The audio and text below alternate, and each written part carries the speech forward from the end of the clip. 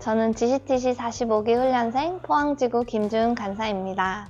이번 학기 캠퍼스 사역 현장에서 하나님께서 주신 저의 딸 순원 하민이는 전에 예수님에 대해서 한 번도 들어본 적이 없는 친구였습니다. 그런 하민이와 저는 짧은 영상으로 복음을 전하는 게이트웨이 전도를 하다가 만났습니다. 예수님에 대해 궁금해하던 하민이를 다시 만나 그의 모국어 베트남어 사형리로 예수님을 소개해 주었고, 그날 하민이는 예수 그리스도를 자신의 구원자이자 삶의 주인으로 고백하는 놀라운 은혜가 있었습니다. 현재 하민이는 저와 순모임을 하면서 성경을 읽는 방법부터 시작하여 하나님과 생생한 교제를 누리는 삶을 배우고 있습니다. 사랑하는 풍삼 독자 여러분, 여러분도 복음의 능력을 생생하게 누리며 복음의 통로로 사용받는 제자의 삶을 살아가시기를 기도합니다.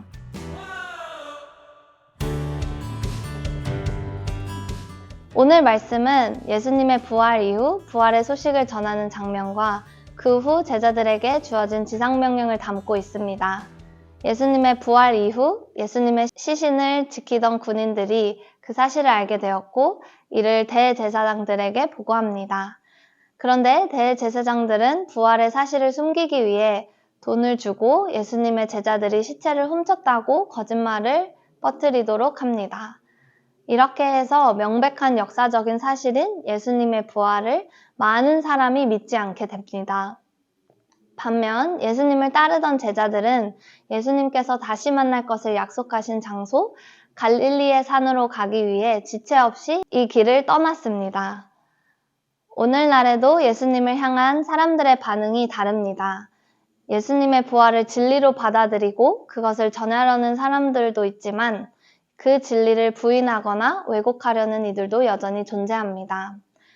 저 역시 간사훈련으로 캠퍼스에서 수많은 사람들에게 복음을 전하며 다양한 반응을 목격했습니다.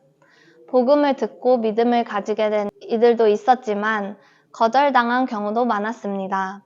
계속되는 거절 속에서 언제까지 복음을 전해야 하는지 포기하고 싶은 마음도 들고, 때론 대화조차 하지 않으려고 하는 사람들의 반응 때문에 자책하려는 유혹도 있었던 것 같습니다. 그럼에도 불구하고 우리가 복음을 전하는 일을 멈추지 않아야 하는 이유가 있습니다. 오늘 본문에서 부활의 소식을 들은 제자들은 믿음으로 반응하여 예수님께서 지시하신 갈릴리의 산으로 갔습니다. 그곳에서 예수님을 만났고 경배했지만 일부는 여전히 의심을 품고 있었습니다. 부활하신 예수님을 직접 보고 경배하는 순간에도 의심하는 이들이 있었다는 사실은 역설적이게도 우리에게 큰 위로가 됩니다.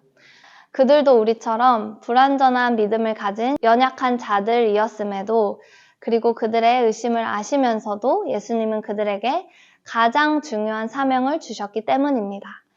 그 명령은 바로 지상 최고의 명령입니다. 그러므로 너희는 가서 모든 민족을 제자로 삼아. 이 명령은 예수님께서 승천하시기 전 마지막 유언처럼 주신 말씀입니다. 이 명령은 단순한 권유가 아니라 하늘과 땅의 모든 권세를 지닌 예수님의 명령입니다. 제자들은 그분의 건의 아래 이 명령을 수행해야 합니다.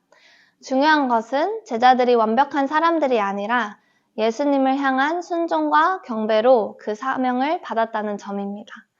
예수님은 제자들의 불확실한 믿음에도 불구하고 그들이 순종하고 경배하는 마음으로 나아왔음을 보시고 그들을 통해 가장 큰 사명을 수행하게 하셨습니다. 그리고 이 명령은 오늘날 우리에게도 여전히 주어지고 있습니다. 우리가 또 한 가지 기억해야 할 사실은 예수님은 제자들에게 모든 민족을 제자로 삼으라 라는 위대한 명령을 주셨지만 그들을 홀로 두지 않으셨다는 것입니다. 예수님은 보라, 내가 세상 끝날까지 너희와 항상 함께 있으리라 라고 약속하셨습니다. 제자들에게 이 약속은 큰 위로였을 것입니다. 예수님과 함께했던 3년 동안의 사역이 끝나고 이제 그들이 혼자서 사명을 감당해야 한다는 두려움이 있었을 테지만 예수님은 그들과 항상 함께 하겠다고 약속하셨습니다. 오늘 본문을 묵상하면서 제 마음이 뜨거워졌습니다.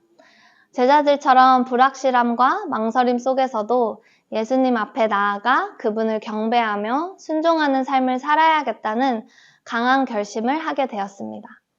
나의 연약함과 믿음 없음에도 불구하고 예수님은 저를 제자로 부르시고 복의 통로로 사용하겠다고 약속하셨습니다. 그리고 그 약속대로 매일 캠퍼스를 누비며 복음을 전하고 순모임에서 말씀을 가르치는 그 모든 시간 동안 예수님께서 함께 하시며 제 한계를 넘어선 능력으로 역사하셨습니다. 처음에는 수많은 거절을 당하고 고난 속에 힘들었지만 그럴 때마다 예수님의 길을 따라가며 주님의 고난을 묵상할 수 있었습니다. 예수님께서 외로움과 고통을 묵묵히 감당하셨듯 저도 그 길을 따라가며 복음을 전했습니다. 예수님은 결코 복음을 전하는 일을 멈추지 않으셨고 그분의 사랑을 이 세상 끝까지 전하려고 하셨습니다. 이 위대한 사명을 맡기신 예수님을 깊이 묵상하면서 저도 오늘도 그 길을 따라가며 주님의 뜻을 이 땅에 이루어 가겠다고 다짐하게 됩니다. 처음 인사말에서 소개했던 베트남 순원 하민이는 절망과 공허함에서 벗어나 순모임을 통해 새 힘을 얻고 있습니다. 이처럼 하나님께서 맡겨주신 영혼들을 만나고 제자화하는 과정 속에서 저는 예수님께 순종하고 그분의 주권을 인정하며 그분을 경배하는 삶을 살아가고자 합니다. 제가 맡은 사명을 다하기 위해서 제자 삼는 일에 더욱 힘쓰고 모든 민족과 영혼들에게 예수님의 사랑과 진리를 전할 수 있도록 하나님께서 주시는 힘과 지혜를 구하며 오늘도 나아가길 소망합니다. 사랑하는 풍삼 독자 여러분, 현재 하나님께서 우리를 부르신 그 곳이 우리의 제자의 삶을 살도록 부르신 곳입니다. 가정, 캠퍼스, 직장, 교회, 관계 등 우리가 속한 그곳에서 하나님께서 여러분과 함께 하십니다. 하나님께서 여러분에게 맡겨주신 영혼들을 사랑하고 그들에게 복음을 전하는 것에 대한 두려움과 망설임이 있으신가요? 하나님께서는 우리가 제자 삼는 위대한 명령을 수행할 수 있도록 임재하시고 능력을 주실 것입니다. 그 주님 앞에 나아가 그분의 주권과 능력을 신뢰합시다. 그리고 예수님께 우리의 삶을 드립시다. 그럴 때 주님은 우리의 연약함조차 사용하십니다.